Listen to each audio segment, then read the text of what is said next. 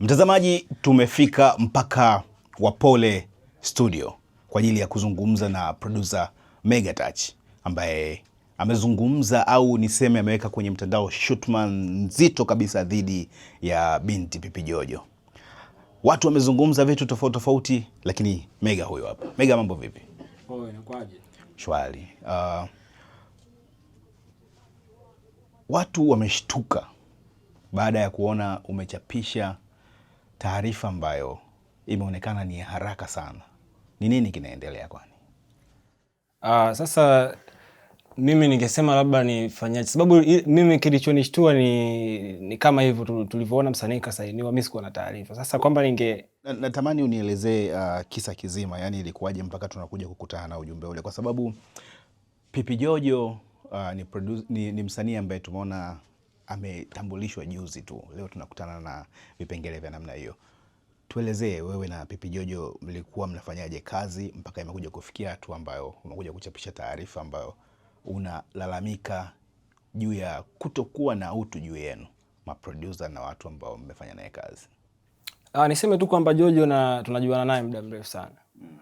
Yani kabla hatajaenda kwa upande wa kwanza kwa alipokuwa kwa ule mzee mwenye macho matatu kama simu kwa Chief Godlove. Nilikuwa mnafahamiana. Nilikuwa najuana naye hivyo, so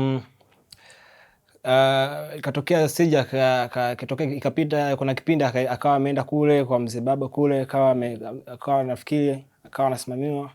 So mwisho wa siku baada ya kuzinguana akawa amenicheki mimi, sababu nafikiri aliwaza sana producer gani ambaye tanini watamechi. Kabla ya kwenda kwa Chief Godlove umewahi kufanya naye kazi pia? No, sikuwahi kufanya naye, ila japokuwa tulikuwa kwenye mikakati ya kufanya kazi, ila ashawahi kuja sana studio. Nafikiri ashakuja studio akiwa alikuwa anawasindikiza nafikiri rafiki zake wakati wa session ya kwa hivyo, ila tulikuwa kwenye mikakati ya kufanya kazi. Alikuwa na manager kipindi hiyo ambaye ndo hata wakati amerudi sasa hivi walikuwa pamoja pia baada kutoka kwa mzee kule kwa baba yake kule. Manager yule pale sasa mimi ndo alinicheki baada ya kutoka kule kwamba sababu mimi niliona tu kwenye mitandao kama hivyo, kama mtu mwingine kama mwenyewe nafikiri uliona kwamba wamezinguana na mzee kule. Sasa sikuamini, nikajua tu haya masuala ya kiki na nini, unajua tumezoea kuona kwa watu ambao yani watu kama sisi ambao tupo kwenye industry. So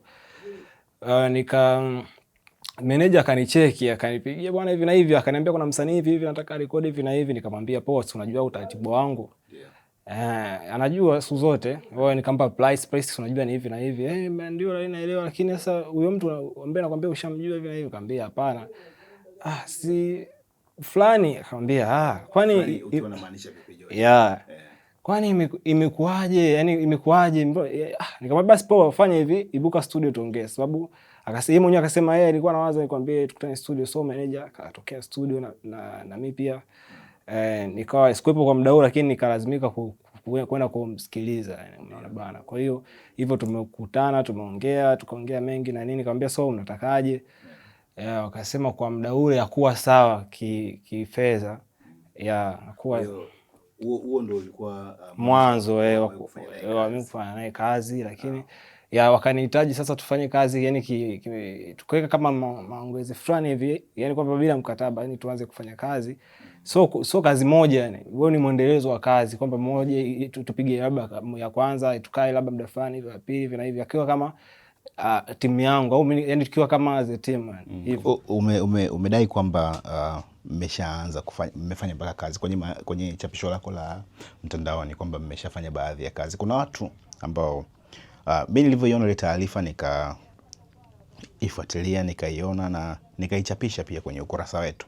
Baada ya kuichapisha, kuna baadhi ya watu wakasema huyu bwana ni muongo, hamna kazi waliofanya naye. Wewe umefanya kazi gani na Pipi Jojo ambao labda watu wanaijua? Huyo kwanza labda atakuwa hajasikiliza kazi ambayo msanii katoka kutoa kabla ya hii ambayo akaitoa. Baada ya kutoka kwa mzee kule, siku nyimbo kaitoa. Ukiwa unamaanisha Mapenzi imefanyika hapa na mimi ndo nimeproduce. Hapa imefanyika hapa. Na hata ukiangalia kwenye IG yangu hadi challenge tumefanya, tuko hapa tuko na msanii Pipi Jojo. Ukiangalia kwenye IG yangu pale, kama angalia kwa makini, hata huyo ambaye amecomment pia anaweza amecomment hivyo, pia anaweza kaingia kwenye IG yangu akaangalia ngoma ipo, japokuwa kwa msanii kule katoa, lakini kwenye YouTube yake nafikiri bado ipo. Yeah. Kuna watu wanaweza wakaona kama Mega anataka kutembelea kiki ya Pipi Jojo kwa sababu ni wiki tu, nadhani hata zijakamilika siku zote 7 toka Pipi Jojo atambulishwe African Princess.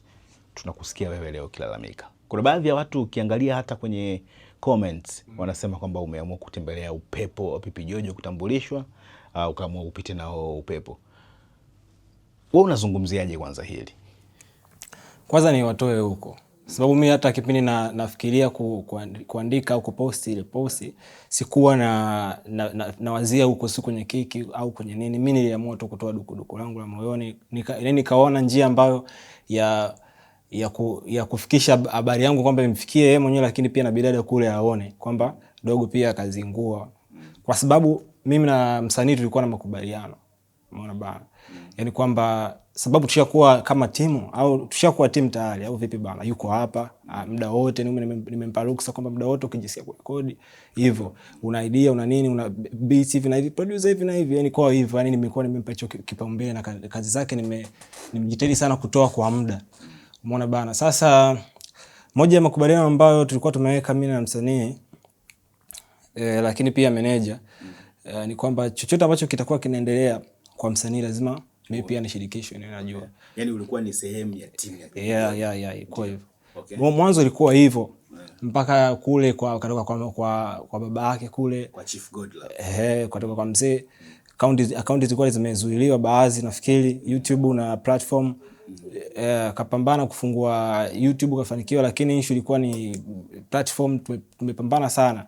Mimi tukishirikiana ni mimi na yeye. Kwa maana hiyo nyie mlikuwa mnafanya kazi kwa utaratibu gani? Kwa sababu nafahamu kwamba maproducer wengi wanakuwa na malalamiko kwamba wanawasaidia wasanii, lakini mwishoni wasanii wanakuja kusahau zile fadhila ambazo mlifanya kipindi ambacho wao hawajiwezi, hawana fedha. Nyie mlikuwa mnafanya kazi kwa mtindo gani? Kwa sababu mwanzo umedai kwamba wakati Pipi Jojo anakuja kwako hakuwa vizuri. Utaratibu ambao wewe ukaamua mpaka bwana mimi nitafanya kazi na huyo binti na kutakuwa hamna shida kwa sababu labda ulikuwa umeona kitu, ilikuwaje? Mimi cha kwanza kabisa niliweka imani, kwa sababu tunafanya muziki kama kazi, lakini ubinadamu lazima tuweke mbele cha kwanza. Ukizingatia yule bado ni binti mdogo ambaye anapambania kufika sehemu fulani hivi, na mimi pia nilikuwa napenda sana, nilikuwa nampambania, nikitamani sana hiki kitu ambacho kimetokea kitokee. Nilikuwa napambana sana pia hata kumpost kufanyaje, nilikuwa na force sana nikitamani apatikane mwekezaji ili kazi yetu tufike sehemu fulani, sababu yeye akifika na mimi pia nimefika. Sasa issue ambayo niongee tu issue ambayo labda ilifanya mimi ni mind mpaka kufikia huko kupost ambako watu kama hivyo mention ni kiki, lakini niseme so kiki hiyo, kwamba baadhi kuna vitu ambavyo nilianza kuviona kwa msanii nikawa sishirikishwi. Umeona bana? Sasa vitu fulani hivi vya kama kuna vitu vimeanza kuingia labda kama mafanikio tuseme, kuna niseme hivyo labda kwa hiyo nikawa siambii ukiwa unamaanisha mfano msanii alipewa deal endorsement nafikiri vitu kama vile, unajua mimi hata kama usiposema bwana usiposema bwana hata kama hii hapa kadhaa ngapi amna, mimi nimejitolea kwa nini mimi kwa sasa siangalii tuongea, mimi sasa siangalii pesa, mimi pesa najua tutapata huko mbele.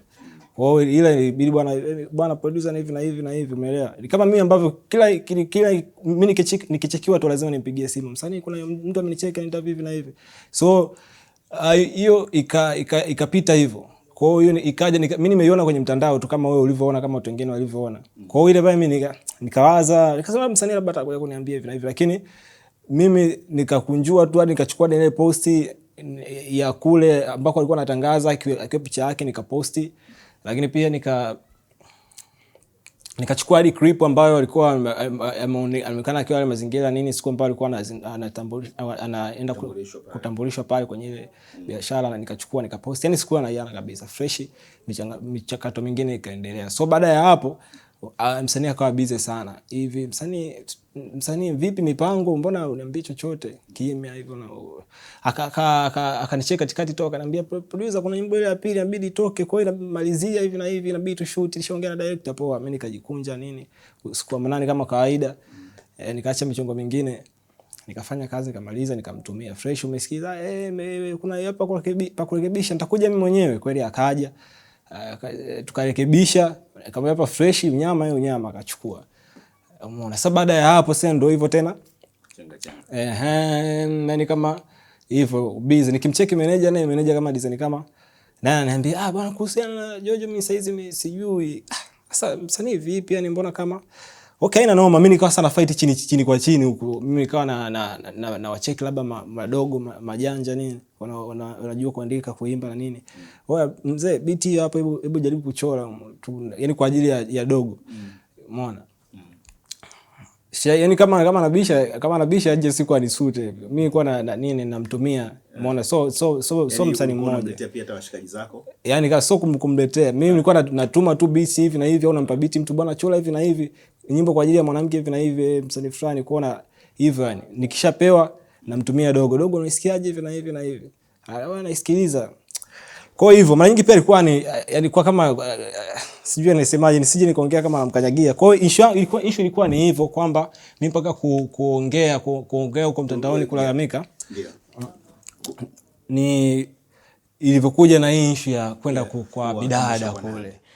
Kuna nadharia ambayo nadhani nikasema nimeitambua hapa baada ya kusikiliza. Natamani kujua sasa, baada ya hapa yeye kuondoka, sasa katoka, mmeshafanya kazi ngapi mpaka sasa hivi?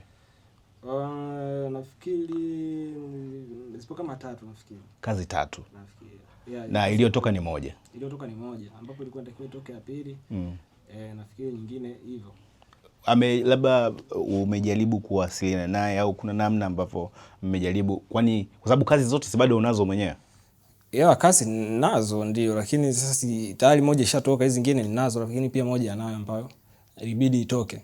Umejaribu kuwasiliana naye labda kuhusu kwanza tu baada ya kutambulishwa na vivyo namna hiyo? Mimi nakumbuka siku nilikuwa na session sehemu na wanangu apartment, tunafanya session, ndio hapo napigiwa simu, bwana issue mwanangu ni kweli, hongera bwana. Hongera nini? Sikuhusiana na Jojo kafanyaje? Yani unaelewa, mimi yani naambiwa tu kama hivyo yani. Jojo kwanza nilijisikia vibaya sana, yani nilifurahi, lakini nilijisikia vibaya kwa kutokujua kwa nini msanii kama mpaka inafikia mpaka kwa jambo kubwa kama hilo. Kwa nini au aliona labda mimi nitafanyaje, labda yani mimi nilijisikia vibaya siku kusainiwa kule. Mimi nilifurahi sababu ndio vitu ambavyo tulikuwa tunapambana ili tufikie huko. Yani mimi kwa natamani sana apate mwekezaji. Nafikiri hata pale nimemtakia kila laheri na nini, lakini pia hivyo yani kwa yani kama tukikubaliana bro, tukikubaliana kwamba kwenye makubaliano hivi, afu mwisho wa siku wewe tena ukawa unafanya vitu vingine ambavyo mimi unafikiri nitajisikiaje? Wewe Swahili manega. Kwa hiyo ndio kitu ambacho mimi ni mind mpaka nikaandika, lakini sikuandika kwa nia mbaya au kwa kumwalibia. Nafikiri pia ni asira pia hivyo, yani kwamba nimeona dogo ananichukuliaje. Baada ya sasa ulivyochapisha kwenye mtandao, kuna mtu yeyote labda ambaye anaweza kawa ni kwenye timu yake au watu wake wamejaribu kuwasiliana ili muweze kuzungumza hilo swala? Of course amenicheck manager nafikiri. Yeah. Nafikiri manager wa bidada kule, dada mkubwa kule. Yeah. Kanicheck na kanipiga mkwala. Nimetaka nipost, unajua sema ndio hivyo yani. Nikasema tu sitaki mambo yasiwe mengi, watu sio kaona. Sasa ndio watu wangeona kweli nipo kwenye upepo, lakini mimi sipo huko. Umeona bana. Wanaona ka screenshot ile post na ile picha, yani kama yote ilivyo ile post yote. Ka screenshot afu kanicheki kananiambia, habari, unaweza kuifuta hii post mara moja. Hivyo tu yani. Sasa nikasema vipi yani? Kwanza nikataka nimjibu yani kivipi, kwani nani? Afu unakujaje hivyo? Kweli yani kibabe yani vipi yani? Kulifute kwa nini sababu hivyo nikajaribu kushare pia baadhi ya wanangu mimi, sababu pia nilijana kama nikataka muda ule ni post, ndo wanangu wakaniuza gesi, na watu wataona kama ni vipi umepania sana tu yani hivyo. Kwa hiyo nikasema, lakini sasa nikasema sasa akiendelea tena kama hivyo na nitaona sio kweli. Maana mimi niko kwenye haki nilichokiongelea mimi. Kwamba mtu bwana ukisaidiwa unataka haki yako yani, kwa sababu mmesaidiana na mlikuwa mna ndoto za kufika sehemu pamoja. Sasa tena imefika wakati wa sehemu ambao ni nzuri tena, mwenzangu ndio hivyo. Kwa nini? Mtazamaji wa Machinga TV, kwa wewe ambaye unamsikiliza ama unamtazama Mega hapa, nadhani utakuwa umemuelewa vizuri. Ambacho anahitaji yeye ni heshima kwa kile ambacho amekuwa akikifanya. Inakuwa ni dharau mtu anapokuwa na kuona unafanya kitu afu anakudharau. Tumia akili na nini, tunaacha majukumu yetu ya msingi kama hivyo. So hii hata maproducer wengine pia wanakutana na hii hapa, baada anakuwa na mtu anampush na nini, mtu akishapata mtu akumshika mkono hivi anasahau, anaweza asirudi tena asipokee simu kabisa. So inakuwa inafanya tusiwasaidie wasanii wengine wachanga ambao wanataka pia kusaidiwa misaada, inatukatisha tamaa kabisa hiyo. Kwa sasa hizi mwelekeo wako utakuwaje kuwasaidia wasanii wadogo wadogo ambao umekuwa ukisaidiana nao? No, amna, mimi kama nimeweza kumsaidia yeye, basi kuna watu wengine nyuma pia nilikuwa nawasaidia. Kwa hiyo sio kwamba ndo mwisho mimi kutokusaidia. Amna. Mimi hata kuongea hivyo nimetaka hata niwafundishe na watu wengine kwamba sio sawa. Sio sawa. Na hata maproducer wengine pia waone hii kwamba so kweli. Nakushukuru sana mtazamaji wa Machinga TV, na tulikuwa tuko na Mega Touch, producer ambaye anasema aliproduce, na ukisikiliza mwanzo kabisa kwenye ngoma ya mapenzi ya Pipi Jojo utasikiliza logo yake vizuri nasikika pale. Anasema kama ambavyo umekiona huko mtandaoni na hivyo ambavyo vimekuwa, basi usiache kusubscribe huko.